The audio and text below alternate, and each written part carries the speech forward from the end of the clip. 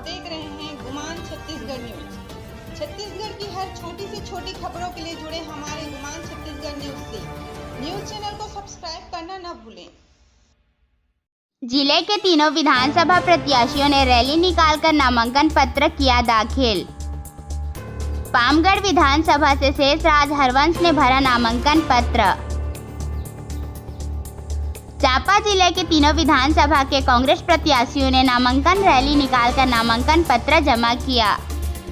पामगढ़ विधानसभा क्रमांक 38 से कांग्रेस के अधिकृत प्रत्याशी शेषराज हरवंश ने माता सबरी की भूमि में उनका आशीर्वाद लेकर आराध्य भगवान श्री रामचंद्र जी, सीता माता, बजरंग बली एवं पामगढ़ के गुरुद्वारे में मत्था टेककर आशीर्वाद प्राप्त किए। नामांकन पत्र जमा करने से पहले पामगढ़ में चुनाव कार्यालय से अंबेडकर चौक तक रैली निकालकर कार्यकर्ताओं के साथ जांजगीर के लिए रवाना हुए।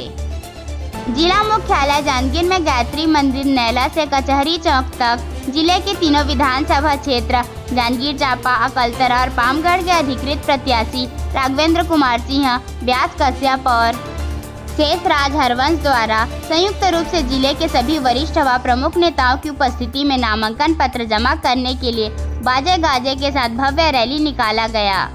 रैली के पश्चात कलेक्ट्रेट पहुंचकर तीनों प्रत्याशियों नामांकन पत्र जमा किया। कलेक्ट्रेट कार्यालय में पामगढ़ विधानसभा क्षेत्र क्रमांक 38 से विधानसभा चुनाव 2023 के लिए शेषराज हरवंश ने नामांकन पत्र दाखिल किया। जांजगीर से अमन सोनी की रिपोर्ट। 5 साल जो कांग्रेस सरकार ने कार्य किया है, हर घर हर वर्ग ने उसका लाभ लिया है।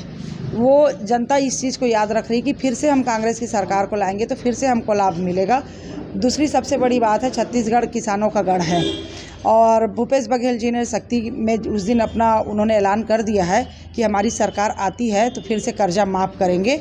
और ये किसानों के लिए बहुत बड़ी खुशी की बात है, क्योंकि पहले जब भारतीय जनता पार्टी की सरकार हुआ करती थी तो हमारे किसान भाई लोग कर्ज के बोझ तले दब के कई लोग सुसाइड अटेम्प्ट करते थे और कई लोग अपने आप को बचा नहीं पाते थे, ख़त्म भी हो जाते थे और वो परिवार प्रताड़ित होता था, परिवार सर्वाइव करता था। लेकिन जब से कांग्रेस की सरकार आई है, इन 5 सालों में कम से कम ये समस्या तो ख़त्म हो गया है, क्योंकि सरकार ने सबसे पहले उन्हीं के लिए कार्य किया है और हर ज़रूरत के समय में जो किस्त में बोनस आता है उनके खाते में, वो हर ज़रूरत के टाइम पे आता है। तो जनता को किसी और के सामने हाथ फैलाने की ज़रूरत नहीं पड़ती है, किसी और का मुंह देखने की ज़रूरत नहीं पड़ती। ये बहुत बड़ा एक प्लस पॉइंट है और आज भी यही मुद्दा जनता के बीच में हम लेके जाते हैं कि किसान फिर से कर्जा माफ़ करेगा, फिर से आपका और प्रति एकड़ 20 क्विंटल धान इस बार किसान खरीदेंगे। बर्मन जी और विरोध कोई आपको नुकसान पहुँचा सकता है? अब देखिए, मैं ऐसा तो नहीं कह सकती नुकसान पहुंचा सकता है वाली बात, वो उनको जो उचित लगा उन्होंने किया और हम अपनी तैयारी में जुट गए हैं, अपना काम कर रहे हैं। देखिए, हम लोग तो जैसी टिकट अनाउंस हुई थी उसके बाद से ही प्रचार में लग गए हैं। उसके पहले पार्टी का प्रचार तो हम लोग कर ही रहे थे, लेकिन एक चेहरे सामने आने के बाद प्रचार और तेज़ी से बढ़ जाता है। और अब जैसे अब नामांकन हो गया है तो अब युद्ध स्तर पर 15 दिन प्रचार प्रसार और लोगों के बीच जाना, जनता का आशीर्वाद मांगना लगा रहेगा। देखिए, लगभग पिछली बार काफ़ी चीज़ें घोषणा पत्र में आ गई थी और अभी घोषणा पत्र जो आने वाला है और कई घोषणाएं हो चुकी हैं और डिटेल्स भी आएंगी।